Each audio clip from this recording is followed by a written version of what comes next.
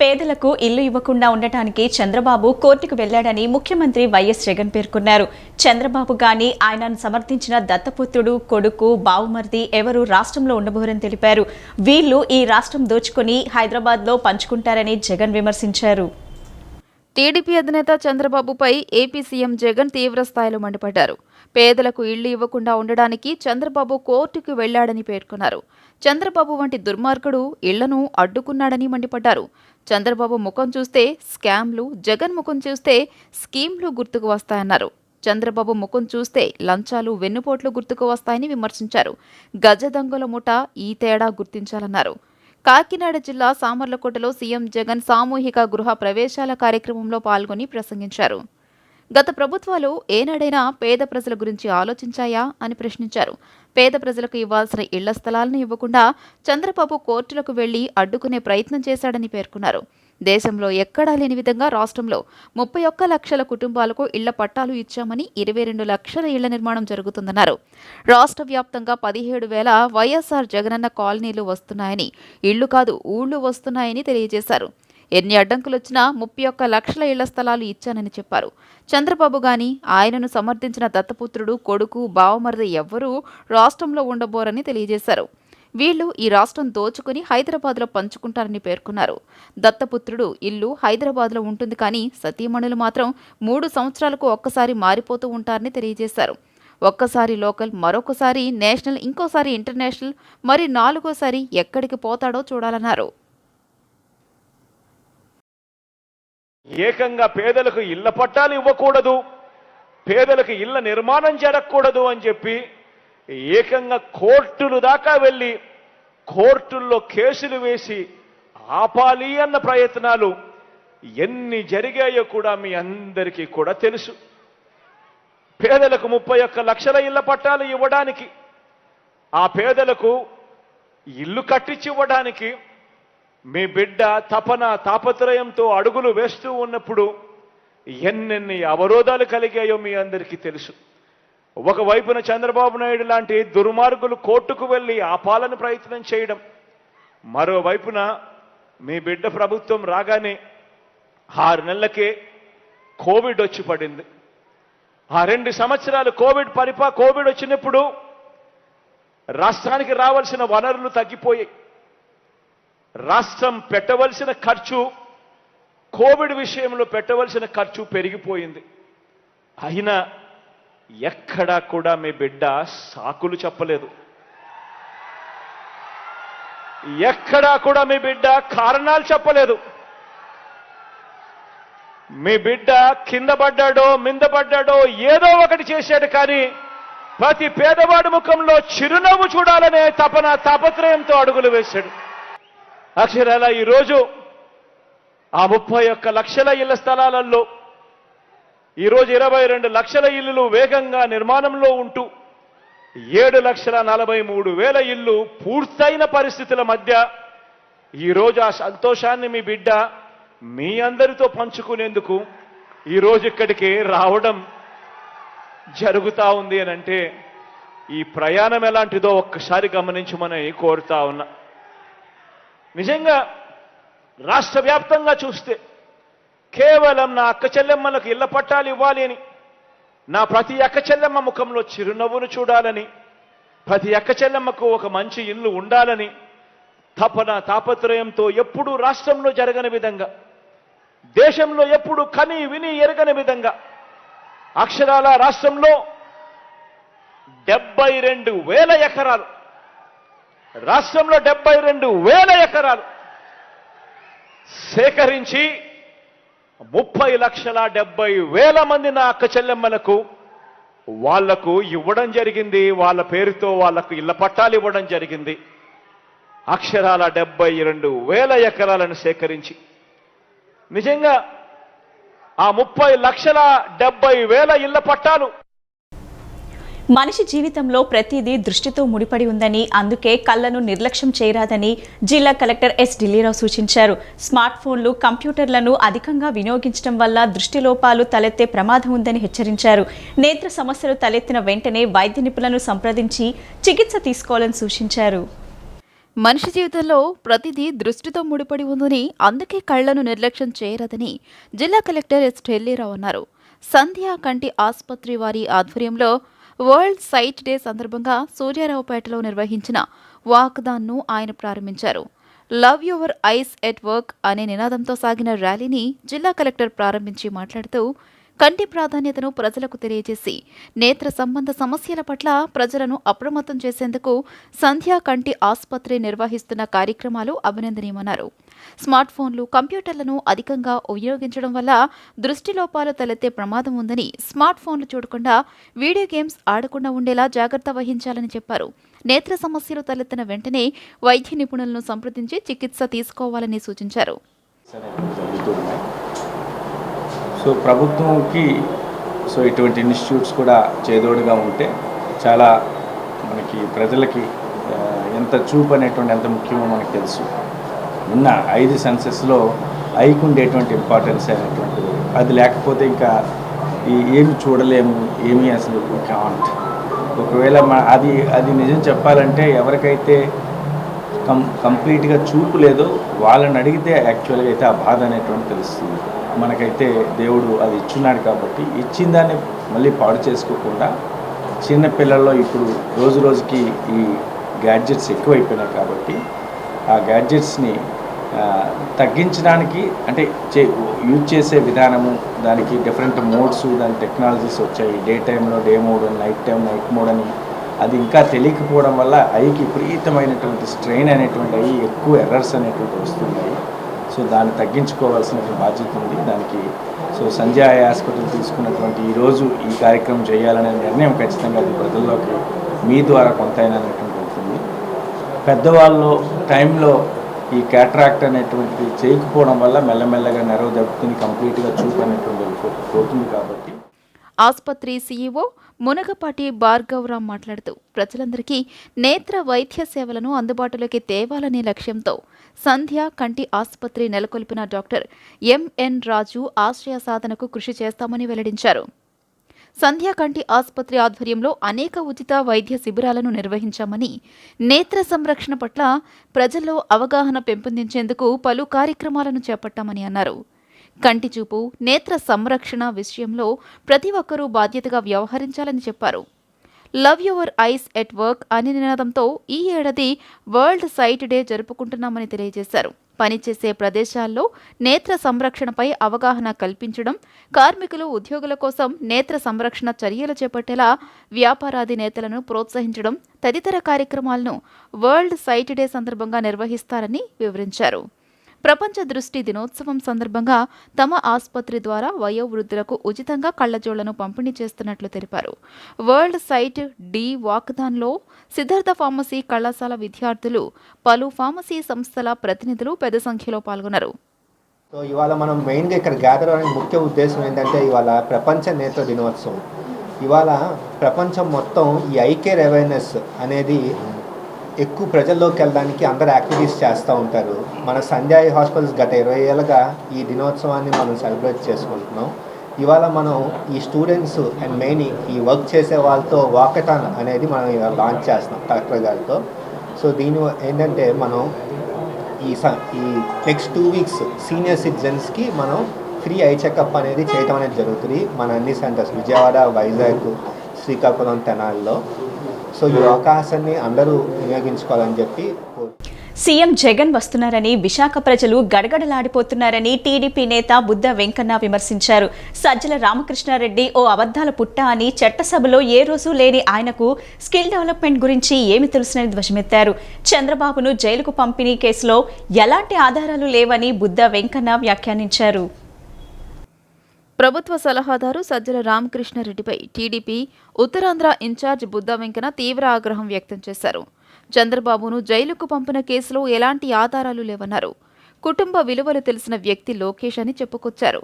పురంధరేశ్వరికి చేతులు జోడించి నమస్కరిస్తున్నానని, లోకేష్ను దగ్గరుండి అమిత్ షా దగ్గరికి పురంధరేశ్వరి తీసుకెళ్లారన్నారు. లిక్కర్ స్కామ్ గురించి పురంధరేశ్వరి మొత్తం చెప్పారన్నారు. జగన్ వస్తుంటే విశాఖ ప్రజలు గడగడలాడిపోతున్నారని అన్నారు. విజయమ్మ ఓడిన చోట తిరిగి ఎంపీగా గెలిచే సత్తా ఉందా? లోకేష్ మంగళగిరిలో గెలుస్తారని సవాల్ విసిరారు. కేసీఆర్, జగన్ కలవలేదా? చంద్రబాబు, పవన్ కలిస్తే మీకేంటి అని ప్రశ్నించారు. చంద్రబాబును జైల్లో పెట్టి సునకానందం పొందుతున్నారన్నారు. 2 ఎకరాలతో వ్యవసాయం చేసి వచ్చిన ఫ్యామిలీ చంద్రబాబు ఫ్యామిలీ అని చెప్పుకొచ్చారు. చట్టసభలో ఏ రోజూ లేని సజ్జలకు ఏం తెలుసు అని నిలదీశారు. స్కిల్ డెవలప్మెంట్ గురించి మాట్లాడే అర్హత సజ్జలకు లేదన్నారు. చంద్రబాబుపై దొంగ అని ముద్ర వేయాలని చూస్తున్నారని మండిపడ్డారు.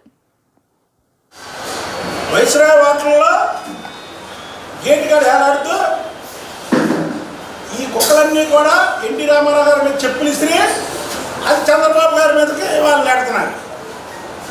చంద్రబాబు గారు గేటు దగ్గర ఉన్నాడా? ఈ కుక్కలే లోపలికి వెళ్ళకుండా కాకి ప్యాంట్ కాకి చొక్క వేసుకొని గేటుకి వెళ్ళాలని చెప్పులు ఇసిరి ఇవాళ చంద్రబాబు నాయుడు గారు చెప్పులు ఇసిరారు. వీళ్ళు చేసినటువంటి పని మనకు చంద్రబాబు గారి మీద వెళ్తాం. కనుక మేము చెప్పేది, చంద్రబాబు నాయుడు గారు నిప్పు లాంటి వ్యక్తి. నిప్పుకి తుప్పు పట్టడం నిజమైతే చంద్రబాబు నాయుడు గారికి అవినీతి చేయడం నిజమైంది. నిప్పుకి తుప్పు పట్టదు కాబట్టి చంద్రబాబు నాయుడు లాంటి వ్యక్తులు అవినీతి చేయరు. అవినీతి చక్రవర్తి ఎవరైనా ఉన్నారంటే భారతదేశంలో జగన్మోహన్ రెడ్డి. ఆ జగన్మోహన్ రెడ్డి దగ్గర ఉన్నటువంటి ఈ చెంచాలు ఎవరైతే ఉన్నారో సజ్జల రామకృష్ణారెడ్డి, విజయసాయి రెడ్డి, ఈ మురుగే కుక్క కొడాలని వీళ్ళందరూ కూడా ప్రతిరోజు చంద్రబాబు గారిని, చంద్రబాబు గారి కుటుంబాన్ని మాట్లాడుతున్నారు. 2019 నుంచి ఇప్పటిదాకా మద్యంపై డిజిటల్ లావాదేవీలను ప్రభుత్వం బయటపెట్టాలని బీజేపీ మైనార్టీ మోర్చా రాష్ట్ర అధ్యక్షుడు షేక్ బాజీ డిమాండ్ చేశారు. మద్యంపై ఏడాదికి 25,000 కోట్లు, 4 ఏళ్లలో లక్షల కోట్లు నిధులు కాజేశారని ఆరోపించారు. ప్రభుత్వంపై కేంద్రానికి ఫిర్యాదు చేయడంతో వైసీపీకి భయం పట్టుకుందని అన్నారు. సీతారామపురంలోని బీజేపీ రాష్ట్ర కార్యాలయంలో ఆ పార్టీ బీజేపీ మైనారిటీ మోర్చా రాష్ట్ర అధ్యక్షుడు షేక్ బాజీ విలేకరుల సమావేశం ఏర్పాటు చేశారు. సమావేశంలో ఆయన మాట్లాడుతూ ప్రజా సమస్యల పరిష్కారంలో వైసీపీ ప్రభుత్వం విఫలమైందని విమర్శించారు. ప్రభుత్వం దృష్టికి ప్రతిపక్షాలు ప్రజా సమస్యలను తీసుకువస్తాయని, వాటిని పరిష్కరించాల్సిన బాధ్యత ప్రభుత్వంపై ఉందన్నారు. ప్రభుత్వానికి సలహాలు ఇచ్చే ఉద్యోగం చేస్తున్న సజ్జల అందుకు భిన్నంగా వ్యవహరిస్తున్నారని మండిపడ్డారు.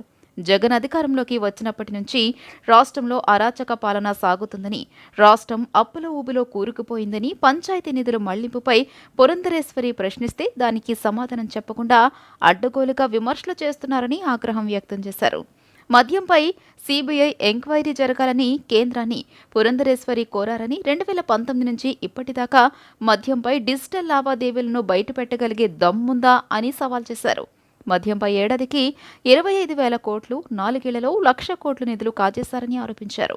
ప్రభుత్వంపై కేంద్రానికి ఫిర్యాదు చేయడంతో వైసీపీకి భయం పట్టుకుందని, మద్యం దుకాణాల్లో డిజిటల్ లావాదేవీలకు అనుమతివ్వడం బీజేపీ విజయమని అన్నారు. జైలు జీవితం ఏమైనా జగన్కు ఉన్నట్లు పురంధరేశ్వరికి ఉందా అని నిలదీశారు.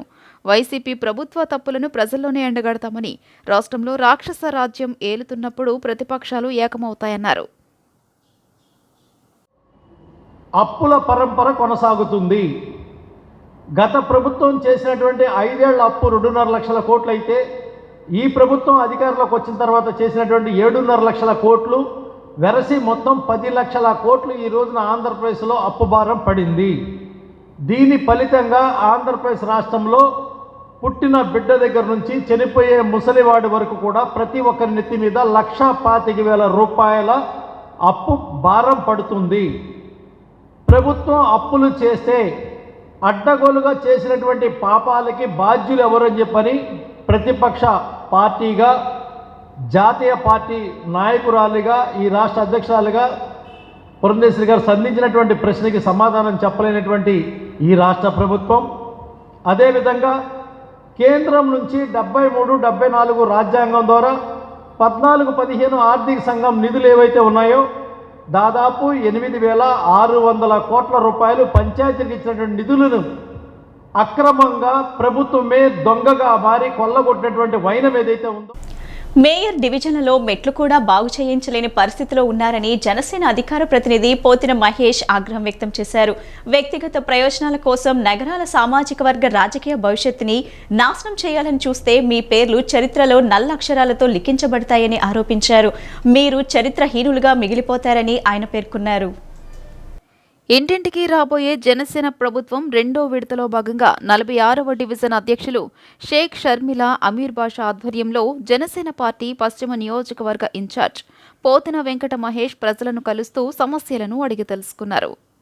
ఈ సందర్భంగా పోతిన మహేష్ మీడియాతో మాట్లాడుతూ మేయర్ డివిజన్లో మెట్లు కూడా బాగు చేయించలేని పరిస్థితిలో ఉన్నారని ఆరోపించారు. కనీసం డివిజన్లో వాటర్ ట్యాంక్ శుభ్రం చేయలేనటువంటి నిర్లక్ష్యం ధోరణిలో ఉన్నారని మండిపడ్డారు. గంజాయి బ్యాచ్ ఆగడాలు ఎక్కువైపోయాయని, అర్ధరాత్రి పూట మహిళలను ఇబ్బంది పెడుతున్నారని ఆరోపించారు. ప్రజలు రాబోయే ఎన్నికల్లో మీకు ఖచ్చితంగా బుద్ధి చెప్తారని అన్నారు. పశ్చిమ నియోజకవర్గంలో వెల్లంపల్లి చేసిన అభివృద్ధి శూన్యం, అవినీతి మాత్రం 100 కోట్ల రూపాయల్లో ఉందని, దేవాలయాల విషయంలో గానీ ప్రభుత్వ స్థలాల విషయంలో గానీ పెద్ద ఎత్తున కాజేసిన వ్యక్తి వెల్లంపల్లి శ్రీనివాస్ అని ఆయన ఆగ్రహం వ్యక్తం చేశారు. ఎందుకు మాట్లాడాల? నగరాల కార్పొరేషన్ ఏర్పాటు చేసిన తర్వాత ఇంతవరకు ఒక్కరికి ₹1 సాయం చేశారా? దాని మీద ఎందుకు స్పందించాలా? నగరాలు లేని దగ్గర బీసీగా పెడితే ఉపయోగం ఏంటో మీరు సమాధానం చెప్పండి. నగరాలు లేని దగ్గర అక్కడ వెనకబడిన తరగతుల్లో మనల్ని ఉంచడం వల్ల వచ్చే లాభం ఏంటో చెప్పండి. కార్పొరేషన్ పెడితేనే ₹1 ఇంతవరకు ఎవరికి ఇప్పించలేకపోయారు. నగరాలు లేని దగ్గర రాయలసీమ ప్రాంతాల్లో నగరాలు బీసీలు చేరిస్తే వచ్చే ఉపయోగం ఏంటి? సమాధానం చెప్పండి. అదేవిధంగా 47వ డివిజన్లో రాళ్లపూడి సుజాత అనేటువంటి మహిళ మీద SC/ST కేసు పెడితే మీరు అందరూ మౌనంగా ఎందుకున్నారు? ఆ రోజున ఎందుకున్నారు? నగరాల సామాజిక వర్గ రాజకీయ భవిష్యత్తుని మీరు చిదిమేయాలనుకుంటే మీరు తప్పనిసరిగా మీరు చరిత్రలో నల్ల సిరాతోనే మీ పేర్లు రాయబడతాయని కూడా ఈ సందర్భంగా తెలియజేస్తున్నా. అటువంటి కుట్రలో కుతంత్రాలు చేయాలనుకో సామాజిక వర్గం కూడా ఉపేక్షించదని ఈ సందర్భంగా తెలియజేస్తాం. 1971 యుద్ధంలో భారత నావికాదళం ముఖ్యమైన పాత్ర పోషించిందని, ఈ రోజు భారత రక్షణ రంగంలో చాలా ముఖ్యమైన పాత్ర పోషిస్తుందని స్టెల్లా కాలేజ్ NCC ఆఫీసర్ స్వప్న అన్నారు. నేడు విశ్వవిద్యాలయ విద్యార్థులకు వివిధ రంగాలలో అనేక ఉద్యోగ అవకాశాలు ఉన్నాయని సద్వినియోగం చేసుకోవాలని పిలుపునిచ్చారు. నేవీ డే ముందస్తు వేడుకల్లో భాగంగా విశాఖపట్నం నుంచి కన్యాకుమారి తూర్పు నావికాదళంకు చెందిన లెఫ్టినెంట్ కార్డు ర్యాలీ నిర్వహిస్తున్నారు. అందులో భాగంగా నగరంలోని మారిస్టెల్లా కళాశాలకు చెందిన NCC క్యాడెట్లతో కలిసి విశాఖ నావికాదళం నేవీ డే వేడుకలు నిర్వహించారు. ఈ కార్యక్రమానికి విశాఖపట్నం ఇండియన్ నేవీకి చెందిన 7 బృందం సభ్యులు commander Deepak Yadav, lieutenant Dushyant, Shrimati Jaya Sushil Soni, Rajnish, Lalit Kumar, Stella college NCC officer Swapna, Ramavarapadu NCC అధికారి విజయ్ కుమార్ పాల్గొన్నారు. లెఫ్టినెంట్ దుష్యంత్ విద్యార్థులను ఉద్దేశించి మాట్లాడుతూ అనంతరం ఇండియన్ నేవీలో ఉద్యోగ అవకాశాల గురించి అవగాహన కల్పించారు. విశ్వవిద్యాలయ విద్యార్థులకు నేవీలోని వివిధ రంగాల్లో అనేక ఉద్యోగ అవకాశాలు ఎక్కువగా ఉన్నాయని ప్రతి ఒక్కరూ సద్వినియోగం చేసుకోవాలని సూచించారు. Stella college NCC క్యాడెట్లు, PB Siddhartha కాలేజీకి చెందిన 20 క్యాడెట్లు తదితరులు పాల్గొన్నారు. ఈ కార్యక్రమంలో రాంవరపాడు ZP ఉన్నత పాఠశాలకు చెందిన విద్యార్థులను ప్రోత్సహించి వారికి NCC క్యాడెట్ పాత్ర గురించి వివరించడం జరిగింది.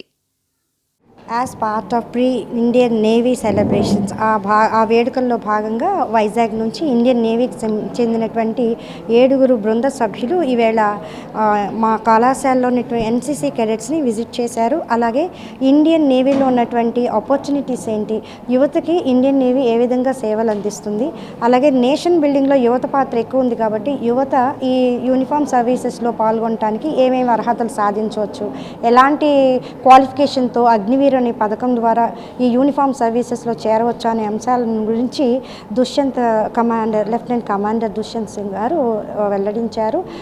అలాగే స్టూడెంట్స్ ఇంటరాక్షన్ జరిగింది. స్టూడెంట్స్ కూడా ఈ వివిధ స్కీమ్స్ ఏవైతే ఉన్నాయో నేవీలో కానీ ఆర్మీలో కానీ ఎలా ఉద్యోగాలు సంపాదించాలి అనే అంశాలన్నిటి గురించి దీపక్ గారిని అడిగి తెలుసుకున్నారు. ఈ ప్రోగ్రాం పెట్టడం ఒక ముఖ్య ఉద్దేశం ఏంటంటే ఇండియన్ నేవీ వేడుకల్ని సెలబ్రేట్ చేసుకోవటమే కాకుండా కార్ ర్యాలీ ద్వారా వైజాగ్ నుంచి కన్యాకుమారి వరకు విద్యార్థులని యువతని మోటివేట్ చేస్తూ వీళ్ళు నేవీ అనేది ఎలా భారతదేశంలో తన సేవల్ని కొనసాగిస్తుందని తెలపడం కోసం ఈ కార్యక్రమాన్ని ఏర్పాటు చేశారు. దసరా శరన్నవరాత్రుల సందర్భంగా ఈ నెల 15వ తేదీ నుండి 23వ తేదీ వరకు శ్రీ మహాలక్ష్మి అమ్మవారి దేవస్థానంలో దసరా మహోత్సవాలను అత్యంత ఘనంగా నిర్వహించడానికి ఏర్పాట్లు చేసినట్లు శ్రీ నగరాల సీతారామస్వామి శ్రీ మహాలక్ష్మి అమ్మవార్ల దేవస్థానం కమిటీ ప్రతినిధులు వెల్లడించారు. ఉత్సవాలలో ప్రతిరోజు ఉభయదాతలచే సామూహిక కుంకుమార్చన, ఆధ్యాత్మిక సాంస్కృతిక కార్యక్రమాలు నిర్వహిస్తున్నామని తెలిపారు. అమ్మవారి దర్శనానికి వచ్చే భక్తజనానికి ఇబ్బందులు తలెత్తకుండా అన్ని ఏర్పాట్లు పూర్తి చేసినట్లు కమిటీ ప్రతినిధులు వివరించారు. చిట్టినగర్లో శ్రీ మహాలక్ష్మి అమ్మవారి దేవస్థానం కళ్యాణ మండపంలో ఏర్పాటు చేసిన విలేకరుల సమావేశంలో దసరా మహోత్సవాల ఆహ్వాన పత్రికను కమిటీ అధ్యక్షులు లింగిపిల్లి అప్పారావు, కార్యదర్శి మరుపిళ్ల హనుమంతరావు, కోశాధికారి పిళ్లా శ్రీనివాసరావు, గౌరవ అధ్యక్షులు బెవర సత్యనారాయణ, ఇతర సభ్యులు ఆవిష్కరించారు. ఈ సందర్భంగా వారు మాట్లాడుతూ దసరా మహోత్సవాలను వైభవంగా నిర్వహించేందుకు అన్ని ఏర్పాట్లను పూర్తి చేయడం జరిగిందన్నారు. ఈ నెల 15వ తేదీన శ్రీ మహాలక్ష్మీదేవి అలంకారం, 16న శ్రీ బాల త్రిపుర సుందరీదేవి అలంకారం, 17న శ్రీ గాయత్రీదేవి అలంకారం, 18న శ్రీ అన్నపూర్ణదేవి అలంకారం, 19న శ్రీ లలిత త్రిపుర సుందరీదేవి అలంకారంతో అమ్మవారు దర్శనమిస్తారని వారు చెప్పారు. అలాగే 20వ తేదీన మూలా నక్షత్రం సందర్భంగా శ్రీ సరస్వతీదేవి అలంకారంతో అమ్మవారు దర్శనమిస్తారని చెప్పారు. అలాగే 21వ తేదీన శ్రీ సంతోషి మాతాదేవి అలంకారం, 22న శ్రీ దుర్గాదేవి అలంకారం, 23న శ్రీ మహిషాసుర మర్దినీదేవి అలంకారం, 23వ తేదీన మధ్యాహ్నం శ్రీ రాజరాజేశ్వరీదేవి అలంకారంతో అమ్మవారు భక్తులకు దర్శనమిస్తారని వారు వివరించారు. ఈ నెల 25వ తేదీ మధ్యాహ్నం దేవస్థానం ప్రాంగణంలో అన్న సంతర్పణ కార్యక్రమం నిర్వహిస్తామని వివరించారు. ఈ ఉత్సవాలలో భక్తులు పెద్ద ఎత్తున పాల్గొని జయప్రదం చేయాలని వారు పిలుపునిచ్చారు. విజయవాడలో అమలగన్నమ్మ మన కనదుర్గమ్మ పైన ఈ దసరా ఉత్సవాల్లో దర్శించుతూ ఉంటారు. వారికి ఎక్కడైనా ఇబ్బంది కలిగితే ఇక్కడ కొత్త అమ్మవారుగా వెలిచిన మన అమ్మవారిని దర్శించుకొని పైన అమ్మవారిని దర్శించిన అనుభూతితో వీళ్ళు పొందుతూ ఉంటారు. మనందరికీ కూడా చక్కగా అమ్మవారు వారి కుటుంబ సభ్యులతో ఈ 9 రోజులు దర్శించుకోవడానికి మా కమిటీ ఆధ్వర్యంలో గత 2 నెలల నుండి మా పెద్దలు లింగిపిల్లి అప్పారావు గారు, అలాగే మన మరిపిల్లి హనుమంతరావు గారు, అలాగే బెవర సత్యనారాయణ, ఇతర సభ్యులు కూడా అందరూ కూడా 2 నెలల నుండి కష్టపడి ఈ కార్యక్రమాన్ని ఏర్పాటు చేస్తూ ఉంటుంది. సహకరిస్తూ ప్రతి ఒక్కరు కూడా ఎలాంటి ఇబ్బందులు, ఎలాంటి సమస్యలు లేకుండా వాళ్ళకి అమ్మవారి దర్శనం చక్కగా కనిపించి పూజలు అన్నీ చేసి ప్రసాదాలు, తీర్థ ప్రసాదాలు వాళ్ళకి ఎలాంటి ఇబ్బందులు లేకుండా ప్రతి ఒక్కరు కూడా అన్నీ సౌకర్యంగా అందజేయడం జరుగుతుంది. ఈ 10 రోజులు అయిపోయిన తర్వాత 25వ తారీఖున భారీగా వచ్చే భక్తులకి సుమారు 5-6 వేల మంది పైన ఈ కళ్యాణ మండపంలో భోజనాలు దేవస్థానం తరఫున అన్నప్రసాదం చేయడం జరుగుతుంది. ఈ భోజనాలు కూడా భారీగా ఏ ఒక్కరైనా సరే దేవుడి ప్రసాదం వచ్చి తిని వెళ్ళవచ్చని మా కమిటీ తరఫున ప్రతి ఒక్కరి తరఫున మీకు అందరికీ ధన్యవాదాలు తెలుపుతూ, దసరా, నవరాత్రులు మరియు దీపావళి పండుగను పురస్కరించుకొని నగరంలో మగువల మనసు దోచే విధంగా సరికొత్త హంగులతో వీవ్స్ అండ్ క్రాఫ్ట్స్ వస్త్ర ప్రదర్శన స్పెషల్ కలెక్షన్ను లాంఛనంగా ప్రారంభించారు. భారతీయ సంస్కృతిలో స్కిల్, హ్యాండ్లూమ్ వస్త్రోత్పత్తులకు ఎంతో ప్రత్యేకత ఉందని పలువురు వక్తలు తెలిపారు. ప్రతి ఒక్కరూ చేనేతను మరింత ఆదరించాల్సిన అవసరం ఎంతైనా ఉందని వారు పేర్కొన్నారు. బెన్ సర్కిల్లో గల శ్రీ శేషసాయి కళ్యాణ వేదికలో వీవ్స్ అండ్ క్రాఫ్ట్స్ వస్త్ర ప్రదర్శన దసరా, నవరాత్రులు మరియు దీపావళి పండుగ స్పెషల్ కలెక్షన్ను కృష్ణా జిల్లా సహకార కేంద్ర bank chairperson Tatineni Padmavati, landscape architect LNK Sharadadevi, superintendent గిరిజన సంక్షేమ శాఖ కృష్ణకుమార్లు కలిసి ప్రారంభించారు. ప్రదర్శనలో కొలువుదీరిన చేనేత కారులు వస్త్రోత్పత్తులు తిలకిస్తూ వాటి తయారీ గురించి వారు తెలుసుకున్నారు. ఈ సందర్భంగా వారు మాట్లాడుతూ భారతీయ సంస్కృతిలో స్కిల్, హ్యాండ్లూమ్ వస్త్రో ఉత్పత్తులకు ఎంతో ప్రత్యేకత ఉందని వారన్నారు. చేనేత వస్త్రాలపై నేటికి ఆదరణ తగ్గలేదని, నేటి తరం యువతలో కూడా హ్యాండ్లూమ్ ఉత్పత్తులను ఎంతో ఆదరిస్తున్నారన్నారు. డిజైనర్లు సైతం దేశంలో చేనేతకారులు నేస్తున్న ఈ హ్యాండ్లూమ్ ఉత్పత్తులను సృజనాత్మకంగా డిజైన్ చేస్తున్నారని అన్నారు. కాగా ఈ హ్యాండ్లూమ్ ఉత్పత్తుల తయారీకి చేనేతకారుల శ్రమ ఎంతో ఉంటుందన్నారు. ప్రతి ఒక్కరూ చేనేతను మరింత ఆదరించాల్సిన అవసరం ఎంతైనా ఉందన్నారు. రామాయణం, మహాభారతం అవన్నీ కూడా చాలా సూక్ష్మాతి సూక్ష్మంగా వారు నేయడం కూడా కనిపించింది ఇక్కడ. వాటిని వారి యొక్క కుటుంబాలని, ఆ చేనేత కళాకారుల్ని కూడా, ఆ కుటుంబాలని మనం ఇక్కడ ఈ ప్రదర్శన ద్వారా వీళ్ళందరూ కూడా ఇక్కడ విచ్చేసినందుకు వారికి ఆదరణ ఇచ్చి, తద్వారా మనం కూడా ఇక్కడ వీవర్స్ ప్రైస్కి మనం కూడా వీవర్స్ ప్రైస్కి ఎక్కడికి వెళ్ళి అక్కడ వీవర్స్ ప్రైస్కి అక్కడికి వెళ్ళి కొనుక్కోకుండా మన అందుబాటులో ఉంటూ షోరూముల్లో కాకుండా ఇక్కడ వీవర్స్ ప్రైస్కి మరి దాదాపు బయట అయితే 50,000, 30,000 అట్లా ఉన్న చీరలు కూడా చాలా తక్కువ ప్రైస్కి వాళ్ళు వీవ్ చేసి వాళ్ళు ఎంతైతే గిట్టుబాటు ధర ఉందో ఆ ధరకి ఇక్కడ ప్రైస్కి ఓపెన్ చేస్తారు. కాబట్టి ఆ చేనేత కార్మికుల్ని మన భారతదేశం సంస్కృతి సాంప్రదాయాల్లో మహోన్నతమైంది. దాంట్లో అనంతరం నిర్వాహకులు శ్రీలత మాట్లాడుతూ దసరా నవరాత్రుల పండుగల స్పెషల్ కలెక్షన్తో ఏర్పాటు చేసిన ఎక్స్పో ఈ నెల 17వ తేదీ వరకు కొనసాగుతున్న ప్రదర్శనలో దేశంలోని 18 నగరాల నుండి చేనేతకారులు, చేతి పని బృందాలు తమ స్కిల్ హ్యాండ్లూమ్ చీరలు, డ్రెస్ మెటీరియల్, పట్టు వస్త్రాలు, Banaras, Pochampally, Chanderi, Kashmiri chiffon, Chandani, Mysore silk, printed silk వంటి మరో 30 నుండి 40 రకాల వస్త్ర ఉత్పత్తులను అందుబాటులో ఉంచారని వివరించారు. ఈ కృతి వీవ్స్ అండ్ క్రాఫ్ట్స్ అనే ఆర్గనైజేషన్ని మేము ప్రారంభించడానికి ముఖ్య కారణం ఏంటంటే డైరెక్ట్గా చేనేత కార్మికులకి ఒక ప్లాట్ఫామ్ క్రియేట్ చేసి వాళ్ళే డైరెక్ట్గా లబ్ధి పొందాలి అనే ఉద్దేశంతో ప్లాట్ఫామ్ క్రియేట్ చేయడం జరిగిందండి. ఇది మేము లాస్ట్ జూన్లో స్టార్ట్ చేసామండి, 3 months బ్యాక్. మేము ఆల్ ఓవర్ ఇండియా ఈ వీవర్స్తో మేము ఇప్పటికీ దిస్ ఈజ్ 13th షో అండి మాది. విజయవాడలో మేము 13th షో చేస్తున్నాము. మా దగ్గర 15 states all over India from 15 states వాళ్ళు మన దగ్గర వస్త్ర ప్రదర్శన జరుగుతుందండి. మీకు ఆల్ స్టేట్స్ మొత్తం కలిపి మీకు 60 stalls దాకా ఉన్నాయండి ఇక్కడ. దానిలో వచ్చేసి మీకు Assam, Gujarat, Karnataka, Bihar all states cover అవుతాయండి. మీరు నవరాత్రుల సందర్భంగా అమ్మవారి సన్నిధిలో ఉన్నాము మనందరమీ. దుర్గా అమ్మవారి ఆశీస్సులు మనందరికీ పొంది ఆ వీవర్స్ కూడా మనం అందజేయాలని, మన ద్వారా వాళ్ళు లబ్ధి చేకూరేలాగా చూడాలని విజయవాడ నగరవాసులందరినీ నేను ఆశిస్తున్నానండి. విద్యార్థులు చదువుతో పాటు సాంస్కృతిక క్రీడా అంశాల్లో సృజనాత్మక నైపుణ్యాలను పెంపొందించుకోవాలని రాష్ట్ర ఉన్నత విద్యాశాఖ మండలి కార్యదర్శి నజీర్ అహ్మద్ అన్నారు. విద్యార్థులు కేరింతలు, ఉత్సాహభరితమైన డాన్సుల నడుమ విజయవాడ నలంద డిగ్రీ కళాశాల ఫ్రెషర్స్ డే వేడుకలు సందడిగా సాగాయి.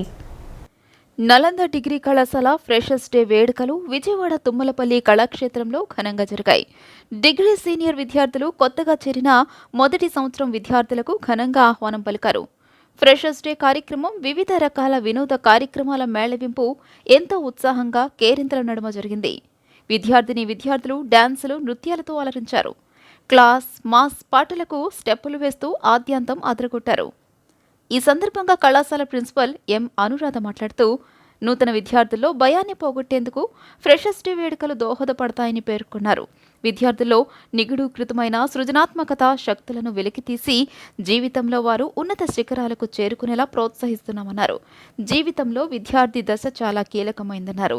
ప్రణాళికాబద్ధంగా చదవటంతో పాటుగా ఎంచుకున్న సబ్జెక్టులపై సమగ్ర అవగాహన పెంచుకోవడం ద్వారా మంచి ఫలితాలు సాధించొచ్చన్నారు. చదువుతో పాటు క్రీడలు, ఇతర సామాజిక సేవ వంటి విషయాలపైన కేంద్రీకరించాలని ఆమె సూచించారు. తిరుమల తిరుపతి దేవస్థానం నిత్యాన్నదాన పథకానికి పంపించే 10 టన్నుల కూరగాయల లారీ తూర్పు నియోజకవర్గ ఇన్ఛార్జ్ దేవినేని అవినాష్ జెండా ఊపి పంపించారు. మండవ్ కుటుంబరావు ఆశీస్సులతో గద్దె శ్రీనివాసరావు, గద్దె శేషబాబు సహకారంతో తిరుమల తిరుపతి దేవస్థానానికి 10 టన్నుల కూరగాయల లారీ పంపించారు. ఈ కార్యక్రమానికి తూర్పు నియోజకవర్గ incharge Devineni Avinash, Gadde Srinivasarao, YCP floor leader Venkata Satyanarayana, Gadde Seshababu కుటుంబ సభ్యులు, మిత్రులు పాల్గొని కూరగాయల లారీకి ప్రత్యేక పూజలు చేసిన అనంతరం జెండా ఊపి ప్రారంభించారు. ప్రతి సంవత్సరం క్రమం తప్పకుండా వారు చేస్తున్న ఈ వితరణ కార్యక్రమం నిరంకంఠంగా సాగాలని కోరుకుంటున్నట్లు తెలిపారు. తిరుమల తిరుపతి బ్రహ్మోత్సవాల సందర్భంగా ప్రతి సంవత్సరం గల సోదరులు, ఆత్మీయులు గద్దె శ్రీను గారు, అదేవిధంగా గద్దె శేషు గారు ఆధ్వర్యంలో 10 టన్నులు కూరగాయలు ఈరోజు తిరుమల తిరుపతి దేవస్థానానికి పంపించడం జరుగుతుంది. ఇదే విధంగా గతంలో గారా దాదాపుగా 2 సార్లు ప్రతి సంవత్సరం బ్రహ్మోత్సవాల సమయంలో ఇలాంటి మంచి కార్యక్రమం అక్కడ ఏదైతే అన్నదానానికి ఉపయోగించే కూరగాయలు ఉన్నాయో ఈరోజు ప్రతి సంవత్సరం వాళ్ళ కుటుంబ కోసం వాళ్ళు పంపిస్తున్నారు. రాబోయే రోజుల్లో కూడా ఇలాంటి మంచి కార్యక్రమాలు శేషు గారు, అదేవిధంగా శ్రీను గారి ఆధ్వర్యంలో జరగాలని చెప్పని ఆ ఒక వెంకటేశ్వర ఆశీస్సులు వాళ్ళ కుటుంబం పైన ఉండాలని మనం మనస్ఫూర్తిగా కార్యక్రమాన్ని విజయవాడ నగరవాసి మండవ కుటుంబరావు గారు 2006లో సోమవారి దేవస్థానం కూరగాయలు పంపించడం ఒక పేపర్లో చదివి ఆయన మరి తిరుమల తిరుపతి దేవస్థానానికి వెళ్ళి అక్కడ ఏఈఓ గారితో మాట్లాడి 2006 నుంచి కూడా ఏకగ్రీవంగా మరి సంవత్సరానికి 20 బళ్ళు కూరగాయలు పంపించడం జరుగుతుంది కుటుంబరావు గారి ఆధ్వర్యంలో. మరి అలాంటి మహానుభావుడు మన అనుకోకుండా 5 నెలల క్రితం మనకి May 29 ఆయన దూరం అవడం జరిగింది. అలాగే ఆయన కార్యక్రమం మున్ముందు కూడా ఇలాగే జయప్రదం చేయాలని చెప్పి మాకు అప్పచెప్పడం జరిగింది. అలాగే మన గద్దె శేషన్న గారు విజయవాడ వాళ్ళ ప్రతి సంవత్సరం తిరుమల దేవస్థానానికి బ్రహ్మోత్సవాల్లో 20 టన్నుల కూరగాయలు పంపించడం జరుగుతుంది. ఈ బులెటిన్ ఇంతటితో సమాప్తం. తిరిగి మరో బులెటిన్లో కలుద్దాం. నమస్కారం.